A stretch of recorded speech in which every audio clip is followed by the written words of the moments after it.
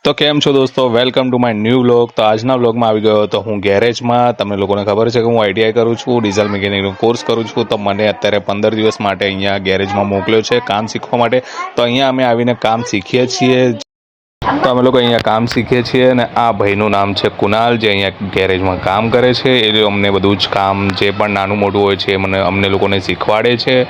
ત્યાર પછી અમે લોકો આવી ગયા હતા ગેરેજની અંદરની સાઈડમાં, અને ગેરેજની અંદરની સાઈડમાં ત્યાં અમે લોકોએ ગાડી નીચે ક્રેન ભરાવી હતી અને ગાડીને ઊંચી કરવાની હતી। તો ગાડીને અમે ત્યાર પછી ક્રેનથી ઊંચી કરી હતી।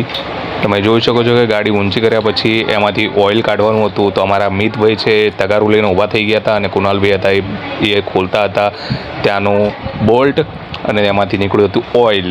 ઓઇલ નીકળ્યા પછી એને સાઈડમાં કરી દીધું અને એન્જિનને ઉતારી દીધું નીચે।